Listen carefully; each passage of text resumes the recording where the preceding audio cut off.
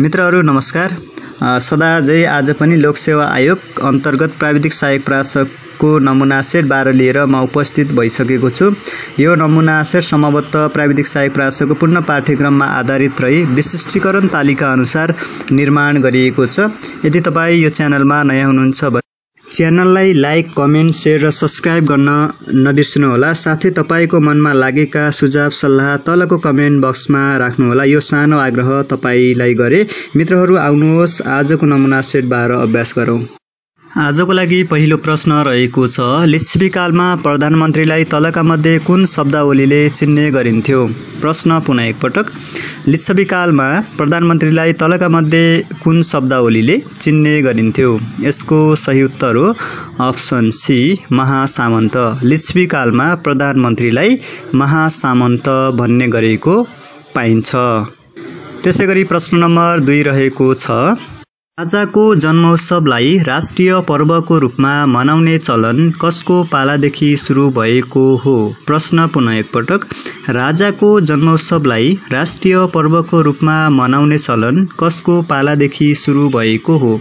यसको सही उत्तर हो अप्सन बी जङ्गबहादुर राणा। जब जङ्गबहादुर राणा नेपालका प्रधानमन्त्री भए उनले राजाको जन्मोत्सवलाई राष्ट्रिय पर्वको रूपमा मनाउने घोषणा गरेका थिए। त्यसैगरी प्रश्न नम्बर 3 रहेको छ, नेपाल र भारतबीच 2011 वैशाखमा कोशी सम्झौता हुँदा नेपालका तर्फबाट कसले हस्ताक्षर गरेका थिए? प्रश्न पुनः एकपटक। नेपाल र भारतबीच 2011 वैशाखमा कोशी सम्झौता हुँदा नेपालका तर्फबाट कसले हस्ताक्षर गरेका थिए?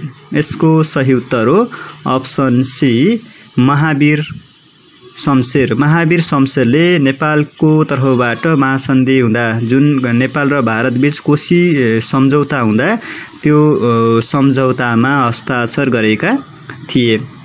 त्यसैगरी प्रश्न नम्बर 4 रहेको छ, नेपालको सबैभन्दा बढी नगरपालिका भएको जिल्ला कुन हो? प्रश्न पुनः एकपटक।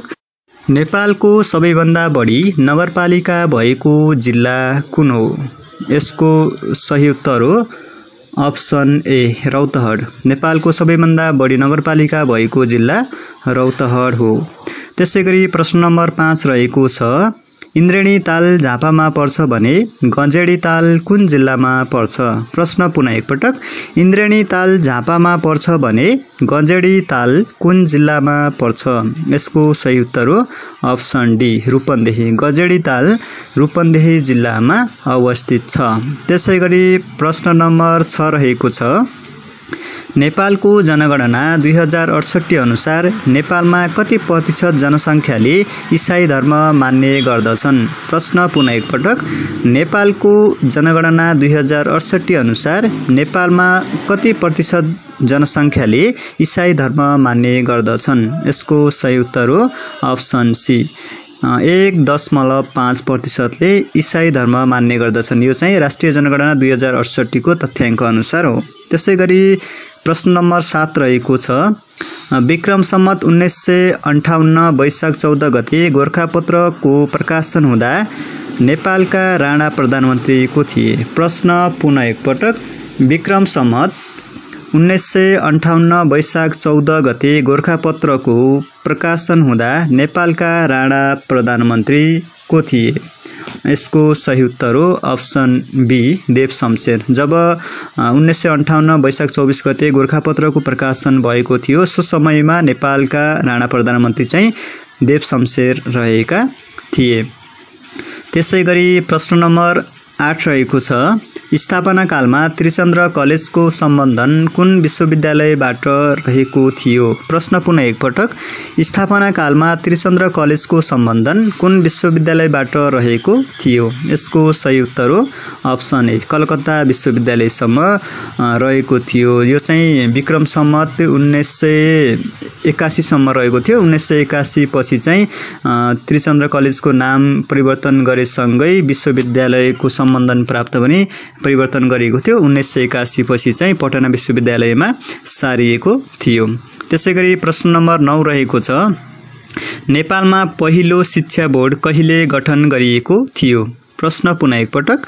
नेपालमा पहिलो शिक्षा बोर्ड कहिले गठन गरिएको थियो? यसको सही उत्तर हो अप्सन ए विक्रम सम्वत 1993 मा विक्रम सम्वत 1993 मा चाहिँ नेपालमा पहिलो पटक शिक्षा बोर्डको स्थापना गरिएको थियो अथवा गठन गरिएको थियो। त्यसैगरी प्रश्न नम्बर 10 रहेको छ कसैलाई पनि मृत्युदण्डको सजाय दिइने छैन।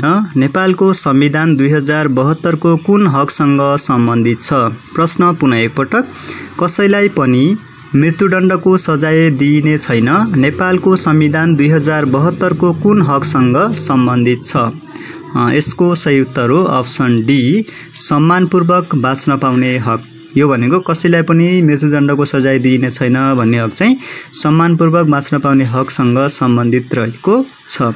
त्यसैगरी प्रश्न नम्बर 11 रहेको छ विक्रम सम्वत 2023 सालमा अध्यापन अनुमति पत्र वितरण गर्दा तलका मध्ये कुन अञ्चलमा वितरण गरिएको थियो? प्रश्न पुनः एकपटक विक्रम सम्वत 2023 सालमा अध्यापन अनुमति पत्र वितरण गर्दा तलका मध्ये कुन अञ्चलमा वितरण गरिएको थियो? यसको सही उत्तर हो अप्सन डी माथिका सबै। यहाँ माथिका सबै भन्नाले गण्डकी बागमती नारायणी यो तीनवटै अञ्चलका 20 वटा जिल्लामा चाहिँ सो समयमा अर्थात् विक्रम सम्वत 2023 मा शिक्षण गर्न चाहनेहरूका लागि अध्यापन अनुमति पत्रको वितरण गरिएको थियो। सो समयमा 3 वटा अध्यापन अनुमति पत्रहरू कायम गरिएको थियो। त्यसैगरी प्रश्न नम्बर 12 रहेको छ अनौपचारिक शिक्षाको पाठ्यक्रम कहिले स्वीकृत गरिएको थियो? प्रश्न पुनः एकपटक अनौपचारिक शिक्षाको पाठ्यक्रम कहिले स्वीकृत गरिएको थियो? यसको सही उत्तर हो अप्सन बी विक्रम सम्वत 2053 सालमा। विक्रम सम्वत 2053 सालमा चाहिँ अनौपचारिक शिक्षाको पाठ्यक्रम स्वीकृत गरिएको थियो। त्यसैगरी प्रश्न नम्बर 13 रहेको छ मध्यपश्चिमाञ्चल विश्वविद्यालयको पहिलो उपकुलपति को हुन्? प्रश्न पुनः एकपटक मध्यपश्चिमाञ्चल विश्वविद्यालयको पहिलो उपकुलपति को हुन्? यसको सही उत्तर हो अप्सन डी पदमलाल देवकोटा। मध्यपश्चिमाञ्चल विश्वविद्यालय सुर्खेतमा रहेको छ यो विश्वविद्यालय। यसको पहिलो उपकुलपति चाहिँ पदमलाल देवकोटा हुन्। त्यसैगरी प्रश्न नम्बर 14 रहेको छ गरिबहरूलाई बन्धक राख्ने वा कुनै सामान नहुँदा आफ्ना सन्तानलाई बन्धक राख्ने प्रथालाई के भनिन्छ? प्रश्न पुनः एकपटक गरिबहरूलाई बन्धक राख्ने वा कुनै सामान नहुँदा आफ्ना सन्तानलाई बन्धक राख्ने प्रथालाई के भनिन्छ? यसको सही उत्तर हो अप्सन सी बाधा प्रथा। त्यसैगरी प्रश्न नम्बर 15 रहेको छ शिक्षा नीति तर्जुमा प्रक्रियाको अन्तिम चरण तलका मध्ये कुन हो? प्रश्न पुनः एकपटक शिक्षा नीति तर्जुमा प्रक्रियाको अन्तिम चरण तलका मध्ये कुन हो? यसको सही उत्तर हो अप्सन डी नीतिको स्वीकृति। शिक्षा नीतिहरू कुनै पनि तर्जुमा गर्दा त्यसको अन्तिम चरण भनेको नीतिको स्वीकृति दिनु हो। त्यसैगरी प्रश्न नम्बर 16 रहेको छ कुन आयोगले विद्यालय निरीक्षकको शैक्षिक योग्यता MA र 10 महिना शिक्षण गरेको हुनुपर्छ भनेर सिफारिस गरेको थियो? प्रश्न पुनः एकपटक कुन आयोगले विद्यालय निरीक्षकको शैक्षिक योग्यता MA र 10 महिना शिक्षण गरेको हुनुपर्छ भनेर सिफारिस गरेको थियो? यसको सही उत्तर हो अप्सन डी शिक्षा सम्बन्धी उच्च स्तरीय राष्ट्रिय शिक्षा आयोगले चाहिँ विद्यालय निरीक्षणको शैक्षिक योग्यता MA र 10 महिना शिक्षण गरेको हुनुपर्छ भनेर सिफारिस गरेको थियो। त्यसैगरी प्रश्न नम्बर 17 रहेको छ राष्ट्रिय शिक्षा आयोग 2049 मा कतिवटा सदस्य थिए? प्रश्न पुनः एकपटक राष्ट्रिय शिक्षा आयोग 2049 मा कतिवटा सदस्य थिए? यसको सही उत्तर हो अप्सन सी 16 सदस्य। यो स्थापना हुँदा अथवा गठन हुँदाखेरि 15 सदस्य थिए र पुनर्गठन हुँदाखेरिदेखि लिएर यो प्रतिवेदन पेश गर्दाखेरिसम्म 16 जना थिए। त्यसैले राष्ट्रिय शिक्षा आयोग 49 मा जम्मा 16 जना सदस्य थिए। त्यसैगरी प्रश्न नम्बर 18 रहेको छ राष्ट्रिय पाठ्यक्रम प्रारूप 2076 अनुसार कुन गलत छ? प्रश्न पुनः एकपटक राष्ट्रिय पाठ्यक्रम प्रारूप 2076 अनुसार कुन गलत छ? यहाँ 4वटा अप्सन मध्ये कुन गलत छ भन्न खोजिएको। त्यसमध्ये अप्सन ए मा छ कक्षा 4 देखि 10 को वार्षिक 32 कार्यघण्टा निर्धारण अथवा कक्षा 4 देखि 10 सम्म एक वर्षको लागि 32 पाठ्यघण्टा निर्धारण गरिएको छ भन्छ हैन। त्यसैगरी अप्सन बी मा छ एक शैक्षिक सत्रमा कम्तीमा 205 दिन पठन पाठन गर्नु गर्नुपर्छ भनिएको छ है। त्यसैगरी अर्को छ 1 कार्यघण्टा बराबर 32 पाठ्यघण्टा हुन्छ भनिएको छ। अर्को छ अप्सन डी मा चाहिँ राष्ट्रिय पाठ्यक्रम प्रारूप पारित 2076 भाद्र 20 गते भएको हो। यसमा सबै सही छ, ए बी डी सही छ भने सी गलत छ। यसमा के भनेको छ भने 1 कार्यघण्टा बराबर 32 पाठ्यघण्टा भनेको छ, हुनुपर्ने भनेको 1 पाठ्यघण्टा बराबर 32 कार्यघण्टा हो। त्यसैले सी यसको गलत उत्तर हो। त्यसैगरी प्रश्न नम्बर 19 रहेको छ राष्ट्रिय शिक्षा पद्धतिको योजना 2028 अनुसार कक्षा 4 देखि 7 को उद्देश्य कुन हो? प्रश्न पुनः एकपटक, राष्ट्रिय शिक्षा पद्धतिको योजना 2028 अनुसार कक्षा 4 देखि 7 को उद्देश्य कुन हो? यसको सही उत्तर हो अप्सन सी, चरित्र निर्माण गर्नु। कक्षा 4 देखि 7 सम्मको उद्देश्य राष्ट्रिय शिक्षा पद्धतिको योजना राशि पय 2028 ले निर्धारण गरिएको थियो। त्यसैगरी प्रश्न नम्बर 20 रहेको छ शिक्षा नीति निर्माणका लागि बाह्य स्रोत दिएका मध्ये कुन हो? प्रश्न पुनः एकपटक, शिक्षा नीति निर्माणका लागि बाह्य स्रोत दिएका मध्ये कुन हो? अथवा शिक्षा नीति निर्धारण गर्दाखेरि, नीतिहरू निर्माण गर्दाखेरि दिएका मध्ये कुन बाह्य स्रोत हो भन्न खोजेको? संवैधानिक व्यवस्था, अदालत का नियमहरू, राजनीतिक दल र घोषणापत्र यी भनेका आन्तरिक स्रोत हुन्। बाह्य स्रोत भनेको राष्ट्रसङ्घको घोषणापत्र, त्यसैगरी अन्तर्राष्ट्रिय संस्थाको सदस्य भए बापत निर्वाह गर्नुपर्ने भूमिका भनेको छ। यो चाहिँ यसको सही उत्तर हो। बाह्य स्रोत भनेको अन्तर्राष्ट्रिय संस्थाको सदस्य भए बापत निर्वाह गर्नुपर्ने भूमिका हो, अथवा यहाँ राष्ट्रसङ्घका घोषणापत्र, राष्ट्रसङ्घको सदस्यता भए बापत निर्वाह गर्ने भूमिकाहरू हुन सक्छ है त। यो चाहिँ यसको सही उत्तर हो अप्सन डी। त्यसैगरी प्रश्न नम्बर 21 रहेको छ राष्ट्रिय शिक्षा नीति 2076 ले शिक्षालाई निशुल्क पहुँच सुनिश्चित गर्ने उद्देश्य लिएको छ। प्रश्न पुनः एकपटक, राष्ट्रिय शिक्षा नीति 2076 ले शिक्षालाई निशुल्क पहुँच सुनिश्चित गर्ने उद्देश्य लिएको छ। कुन तहको भन्न खोजेको हो? यसको सही उत्तर हो अप्सन डी, माध्यमिक तहसम्म चाहिँ त्यो शिक्षालाई राष्ट्रिय शिक्षा नीति 2076 ले निशुल्क र पहुँच सुनिश्चित गर्ने उद्देश्य लिएको थियो। त्यसैगरी प्रश्न नम्बर 22 रहेको छ सबैका लागि शिक्षा कार्यक्रममा तल दिएका मध्ये कुन कार्यक्रम पहुँच अभिवृद्धिसँग सम्बन्धित छ? प्रश्न पुनः एकपटक, सबैका लागि शिक्षा कार्यक्रममा तल दिएका मध्ये कुन कार्यक्रम पहुँच अभिवृद्धिसँग सम्बन्धित छ भन्छ। यसको सही उत्तर हो अप्सन सी, महिला शिक्षक व्यवस्था। यो चाहिँ अभिवृद्धि, यो चाहिँ सबैका लागि शिक्षा कार्यक्रमको पहुँच अभिवृद्धिसँग सम्बन्धित रहेको छ। त्यसैगरी प्रश्न नम्बर 23 रहेको छ इन्चोन घोषणाले लिएका 5 वटा मुख्य विषय अन्तर्गत तलको कुन पर्दैन? प्रश्न पुनः एकपटक, इन्चोन घोषणाले लिएका 5 वटा मुख्य विषय अन्तर्गत तलको कुन पर्दैन? यसको सही उत्तर हो अप्सन सी, सहभागितामूलक शिक्षा। यो चाहिँ इन्चोन घोषणाले जुन लिएका 5 वटा मुख्य विषय थिए त्यो विषय अन्तर्गत पर्दैन भनिएको छ। त्यसैगरी प्रश्न नम्बर 24 रहेको छ विद्यालय क्षेत्र सुधार योजनाले सन् 2015 सम्म कक्षा 1 मा कक्षा दोहोर्याउने दर कति पुर्याउने लक्ष्य लिएको थियो? प्रश्न पुनः एकपटक, विद्यालय क्षेत्र सुधार योजनाले सन् 2015 सम्म कक्षा 1 मा कक्षा दोहोर्याउने दर कति पुर्याउने लक्ष्य लिएको थियो? यसको सही उत्तर हो अप्सन डी, 10। त्यसैगरी प्रश्न नम्बर 25 रहेको छ कक्षा कोठामा प्रिन्टिड इन्भाइरोमेन्टको विकास हुने कम्तीमा 50 कक्षागत पढाइ सामग्रीको व्यवस्था गर्ने भनेर दिएका मध्ये कुन कार्यक्रमले विस्तार गरेको थियो? प्रश्न पुनः एकपटक, कक्षा कोठामा प्रिन्टिड इन्भाइरोमेन्टको विकास हुने कम्तीमा 50 कक्षागत पढाइ सामग्रीको व्यवस्था गर्ने भनेर दिएका मध्ये कुन कार्यक्रमले विस्तार गरेको थियो? यसको सही उत्तर हो अप्सन डी, राष्ट्रिय प्रारम्भिक कक्षा पढाइ कार्यक्रम। यसले चाहिँ कक्षा कोठामा प्रिन्टिड इन्भाइरोमेन्टको व्यवस्था गर्नुपर्छ भनेर उल्लेख गरेको थियो। त्यसैगरी प्रश्न नम्बर 26 रहेको छ प्राविधिक शिक्षक प्रशिक्षण प्रतिष्ठान दिएका मध्ये कुन दात्री निकायको सहयोगमा सञ्चालन गरिएको हो? प्रश्न पुनः एकपटक। प्राविधिक शिक्षक प्रशिक्षण प्रतिष्ठान दिएका मध्ये कुन दात्री निकायको सहयोगमा सञ्चालन गरिएको हो? यसको सही उत्तर हो अप्सन डी, स्विस सहयोग नियोगको आर्थिक तथा प्राविधिक सहयोगमा चाहिँ प्राविधिक शिक्षक प्रशिक्षण प्रतिष्ठानको सञ्चालन भएको थियो। त्यसैगरी प्रश्न नम्बर 27 रहेको छ। आर्थिक वर्ष 2076-77 सम्म नेपालमा जम्मा कतिवटा स्रोत कक्षाहरू सञ्चालनमा रहेका थिए? प्रश्न पुनः एकपटक।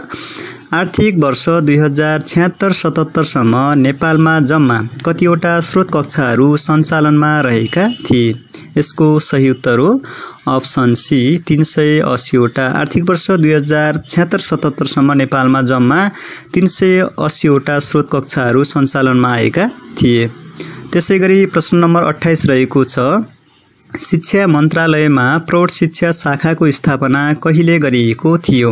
प्रश्न पुनः एकपटक। शिक्षा मन्त्रालयमा प्रौढ शिक्षा शाखाको स्थापना कहिले गरिएको थियो? यसको सही उत्तर हो अप्सन सी, विक्रम सम्वत 2037 सालमा चाहिँ शिक्षा मन्त्रालयमा प्रौढ शिक्षा शाखाको स्थापना गरिएको थियो। त्यसैगरी प्रश्न नम्बर 29 रहेको छ। प्रथम आवधिक योजनाले कति निरीक्षणलाई साक्षक बनाउने लक्ष्य लिएको थियो? प्रश्न पुनः एकपटक। प्रथम आवधिक योजनाले कति निरीक्षकलाई साक्षर बनाउने लक्ष्य लिएको थियो? यसको सही उत्तर हो अप्सन ए, 1 लाख। प्रथम आवधिक योजनाले चाहिँ 1 लाख निरक्षरलाई साक्षर बनाउने लक्ष्य लिएको थियो। त्यसैगरी प्रश्न नम्बर 30 रहेको छ। सबैका लागि शिक्षा कार्यक्रमले सक्षमता अभिवृद्धिका लागि सञ्चालित कार्यक्रम दिएका मध्ये कुन हो? प्रश्न पुनः एकपटक। सबैका लागि शिक्षा कार्यक्रमले सक्षमता अभिवृद्धिका लागि सञ्चालित कार्यक्रम दिएका मध्ये कुन हो? यसको सही उत्तर हो अप्सन ए, विद्यालय क्षेत्र सुधार योजना। यो चाहिँ सक्षमता अभिवृद्धिका लागि सञ्चालित गरिएको कार्यक्रम हो। यो चाहिँ सबैका लागि शिक्षा कार्यक्रमसँग सम्बन्धित छ। त्यसैगरी प्रश्न नम्बर 31 रहेको छ। मुलुकभर प्रयोग हुने पाठ्य सामग्रीहरूको गुणस्तर सुनिश्चितता गर्ने उद्देश्य तल दिएका मध्ये कसले लिएको थियो? प्रश्न पुनः एकपटक। मुलुकभर प्रयोग हुने पाठ्य सामग्रीहरूको गुणस्तर सुनिश्चितता गर्ने उद्देश्य तल दिएका मध्ये कसले लिएको थियो? यसको सही उत्तर हो अप्सन सी, पाठ्यक्रम विकास केन्द्र। पाठ्यक्रम विकास केन्द्रले मुलुकभर प्रयोग हुने पाठ्य सामग्रीहरूको गुणस्तर सुनिश्चितता गर्ने उद्देश्य लिएको थियो। त्यसैगरी प्रश्न नम्बर 32 रहेको छ। क वर्गको शिक्षा विकास तथा समन्वय इकाइमा जिल्लागत कतिजना कर्मचारी दरबन्दी रहेको छ? प्रश्न पुनः एकपटक। क वर्गको शिक्षा विकास तथा समन्वय इकाइमा जिल्लागत कतिजना कर्मचारी दरबन्दी रहेको छ? यसको सही उत्तर हो अप्सन ए, 9 जना। हरेक जिल्लामा क वर्गको शिक्षा विकास तथा समन्वय इकाइमा जम्मा 9 जना कर्मचारी दरबन्दी रहेको छ। त्यसैगरी प्रश्न नम्बर 33 रहेको छ। कर्णाली प्रदेशको शिक्षा तालिम केन्द्र कुन ठाउँमा रहेको छ? प्रश्न पुनः एकपटक। कर्णाली प्रदेशको शिक्षा तालिम केन्द्र कुन ठाउँमा रहेको छ? यसको सही उत्तर हो अप्सन सी, सुर्खेत जिल्लाको वीरेन्द्रनगरमा रहेको छ। जिल्ला चाहिँ सुर्खेत, ठाउँ भनेपछि वीरेन्द्रनगरमा रहेको छ, जुन सुर्खेत जिल्लाको सदरमुकाम हो। त्यसैगरी प्रश्न नम्बर 34 रहेको छ। राष्ट्रिय परीक्षा बोर्डका मनोनित सदस्यको पदावधि कति वर्षको हुने गर्दछ? प्रश्न पुनः एकपटक। राष्ट्रिय परीक्षा बोर्डका मनोनित सदस्यको पदावधि कति वर्षको हुने गर्दछ? यसको सही उत्तर हो अप्सन सी, 4 वर्ष। जुन राष्ट्रिय परीक्षा बोर्डका मनोनित सदस्यहरू छन् त्यसको पदावधि चाहिँ 4 वर्षको हुने गर्दछ। त्यसैगरी प्रश्न नम्बर 35 रहेको छ। शिक्षक सेवा आयोगको सचिवालयको प्रमुख को हुने व्यवस्था छ? प्रश्न पुनः एकपटक। शिक्षक सेवा आयोगको सचिवालयको प्रमुख को हुने व्यवस्था छ? यसको सही उत्तर हो अप्सन बी, राजपत्राङ्कित प्रथम श्रेणीको अधिकृत चाहिँ शिक्षक सेवा आयोगको सचिवालयको प्रमुख हुने व्यवस्था रहेको छ। त्यसैगरी प्रश्न नम्बर 36 रहेको छ। कुनै व्यक्तिले माध्यमिक विद्यालय आफ्नो नामबाट सञ्चालन गर्न चाहेमा विद्यालयको नाममा कति रकम जम्मा गर्नुपर्ने हुन्छ? प्रश्न पुनः एकपटक। कुनै व्यक्तिले माध्यमिक विद्यालय आफ्नो नामबाट सञ्चालन गर्न चाहेमा विद्यालयको नाममा कति रकम जम्मा गर्नुपर्ने हुन्छ? यसको सही उत्तर हो अप्सन डी 35 लाख। यदि प्रावि हो भने 10 लाख, निमावि हो भने 20 लाख, मावि हो भने 35 लाख हुने गर्छ।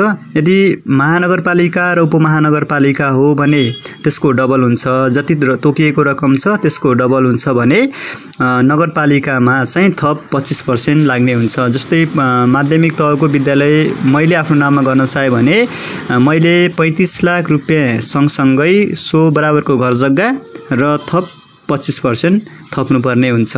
त्यसैगरी प्रश्न नम्बर 37 रहेको छ। विशेष शिक्षा परिषदको सचिवालय कहाँ रहने व्यवस्था छ? प्रश्न पुनः एकपटक। विशेष शिक्षा परिषदको सचिवालय कहाँ रहने व्यवस्था छ? यसको सही उत्तर हो अप्सन बी विभागमा। यो विभाग भन्न खोजेको साबिकको शिक्षा विभाग। त्यसैगरी प्रश्न नम्बर 38 रहेको छ।